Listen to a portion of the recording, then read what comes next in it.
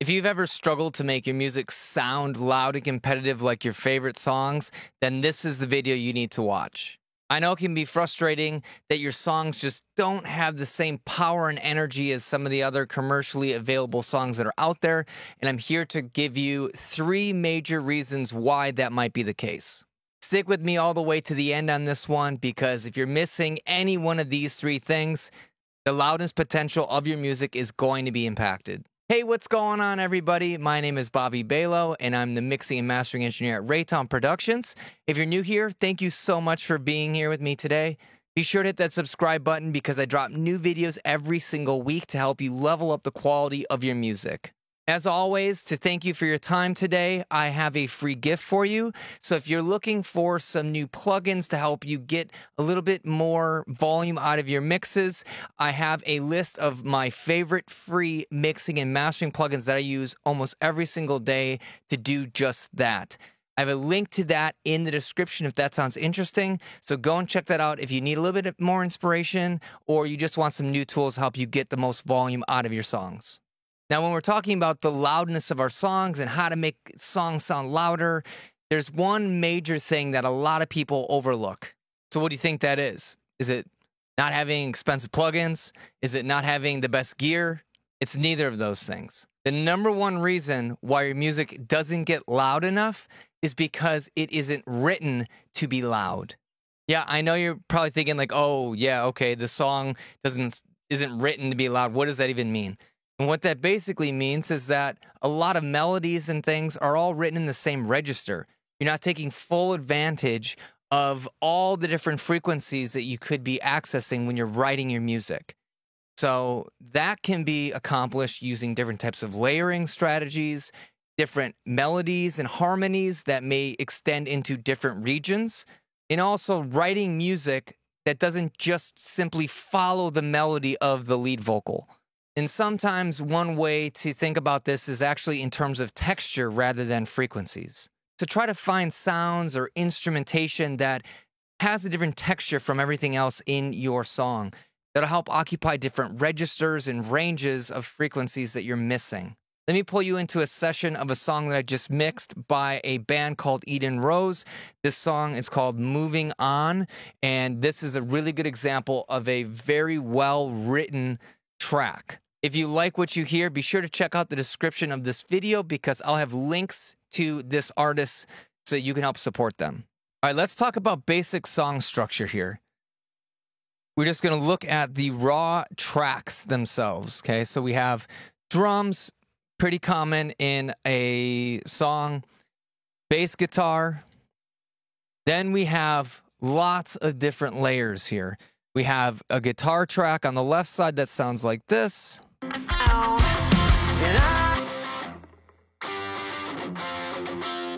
And then we have another guitar track that's doing about the same thing. But if you listen, they have different texture, right? This one is very distorted. This one's a lot cleaner. So it's going to give it a bigger sense of space and volume, right? We have lead guitar on top of all that. That sounds like this.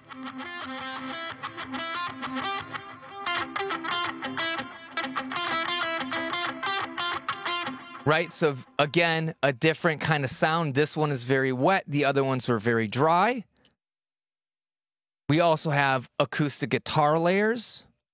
Sounds like this. Okay, that's just giving a little bit more texture to the song. If you take all these out and you just have a basic electric guitar sound, it's going to feel a lot smaller and only occupy a very small region of the audio spectrum. But by having all these layers and stacks that all complement each other, it's going to give it a big, big sound, okay? Let's take a look at just the vocals, okay? So the lead vocals sound like this. Thanks, I'm a miss. I am still around. Let's look what happens right when the chorus hits. We now have 4 harmonies that come in. I will find who that sound like this. And drive all night. In addition to those harmonies and the lead vocal, we also have this massive vocal stack Okay, it sounds like this.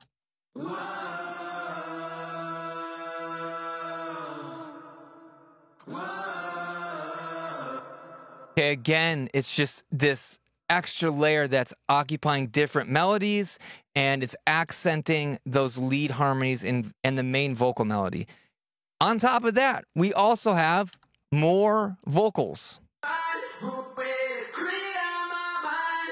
Now, these are just supporting that lead vocal melody, but they're additional takes that add width, and they're also mixed slightly differently to then fill in some of the weak points of the lead vocal by itself. Okay, so all together, you listen to all the vocals. Take this time and drive all night. Okay, that is a well-designed and written chorus in terms of vocal melody. Okay, and then you can see that those only happen on the choruses. Okay, and then it simplifies on the verses. So what you end up getting is a song sounds like this. So let's take a look at how loud this track is in the verse. Here we go. So the verse is coming in pretty loud, right? I mean, it's -7 LUFS. That's aggressive. That's great. Let's see how loud it gets on the chorus now.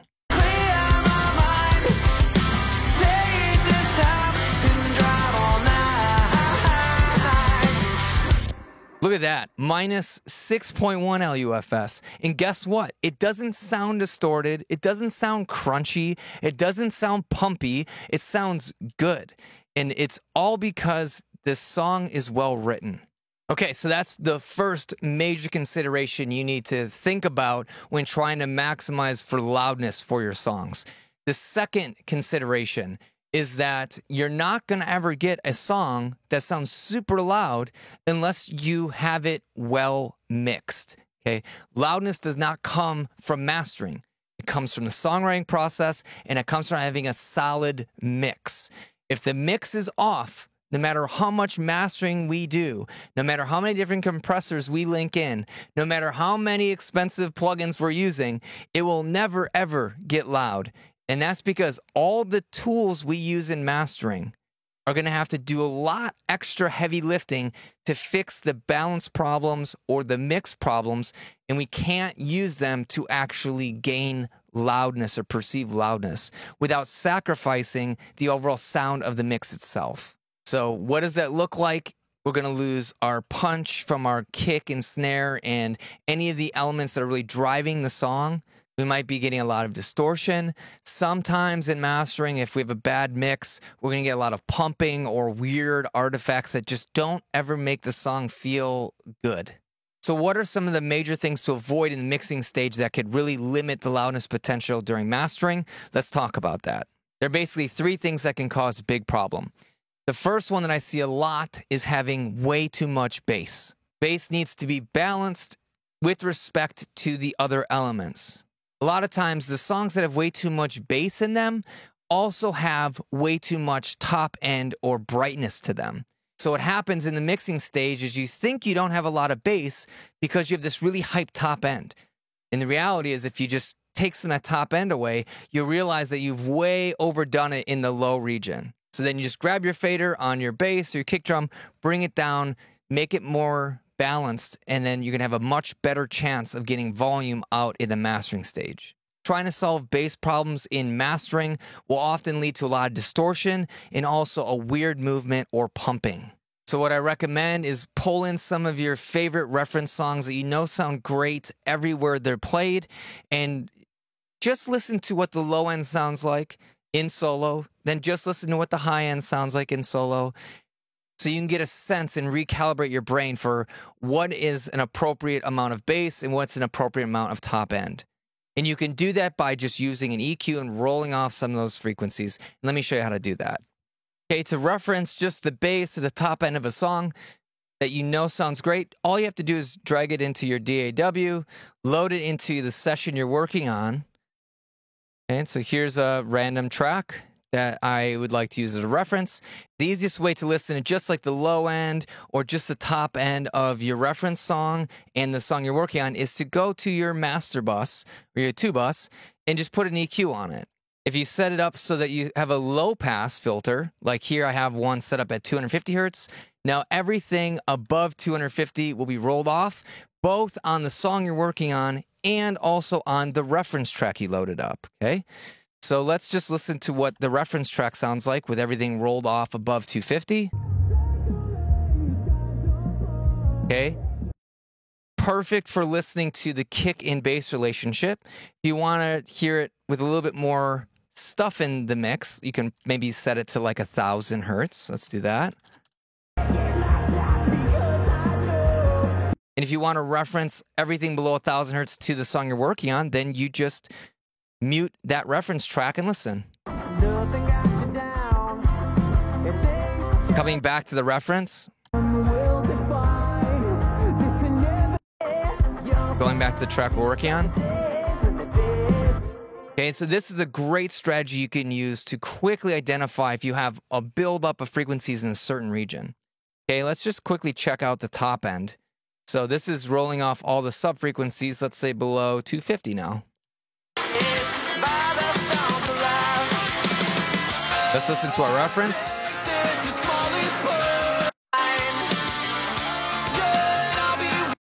And that helps to give you a sense of the relative balance for the top end of the vocal with the drum cymbals. And then also you get to hear a little bit of what's happening in terms of the bass response in these low-mid regions now. So this strategy works incredibly well for dialing in the right balance so that when it goes to mastering, you're not going to be stuck with a quiet or a pumpy or distorted master. And finally, the third and final reason why you might not be able to get a lot of loudness or volume out of your track is because you're lacking quiet parts of a song. And you might think, Bobby, that doesn't make any sense. We want something loud. Why does it have to be quiet?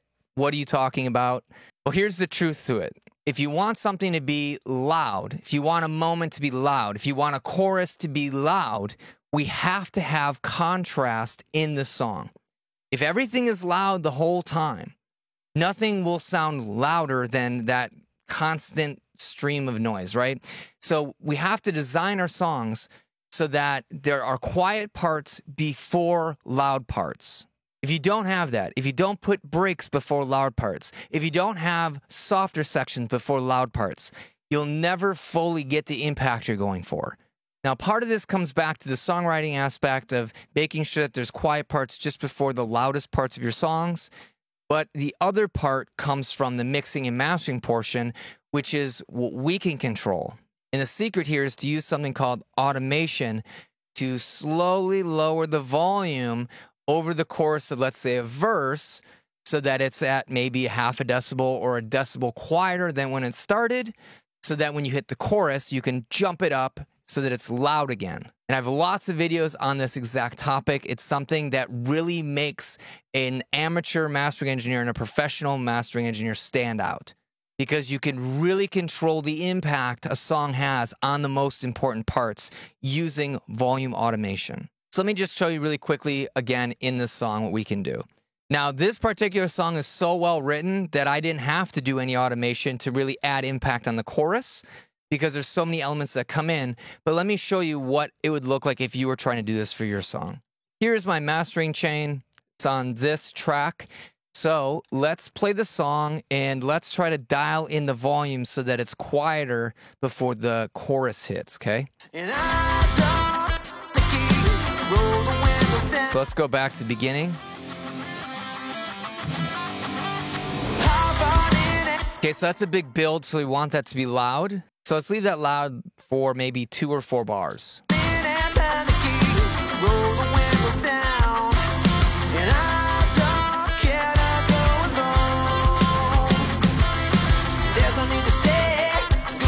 So at this point, we should start trying to lower the volume slightly, okay? Very subtly. We just want to slowly lower it so you don't really notice it. And then that gives us the ability to jump up the volume at the chorus.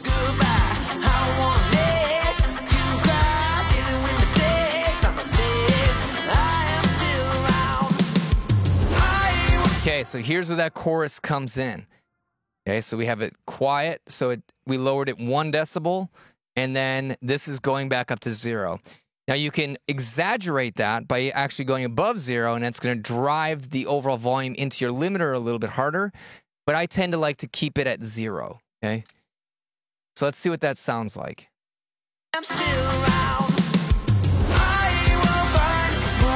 Right? This is big, loud punch into the chorus. Let's get rid of that automation and see what it sounds like.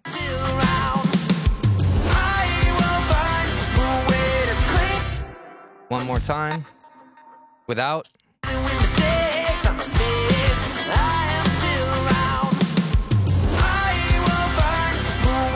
Okay.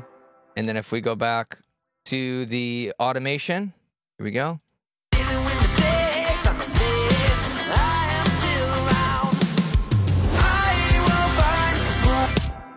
You can hear it. I know you can hear it. You can also feel it. There's a lot more energy at the chorus. That chorus feels a lot louder than the other one. So there you have it. That is 3 major reasons why you might be having trouble getting your songs to sound competitively loud with the music you hear on the radio. Were any of these strategies eye-opening for you? I'd love to hear your thoughts. Please leave me a comment below. Is there anything that you do to your mixes or masters that'll help get a little bit more loudness or volume out? I'm also very curious to hear about that as well. I challenge you to try using a few of these strategies on your next song that you're mixing or mastering, and come back here and let me know how it worked out. And if you need some additional tools to help you do some of these clever strategies to help get a little bit more loudness out of your mix, be sure to check out the description. Again, I have a download for you. It's my favorite free mixing and mastering plugins. Lots of good ones in there. And again, they are all totally free. If you thought this video was helpful, please don't hesitate to share it with a friend, or you could even post this or share this with an online community. I know there's a lot of people that struggle with trying to get loudness out of their music, and I'm sure they'll find this video very helpful. With that, I want to thank you so much for your time and attention as always, and I hope to see you in another video.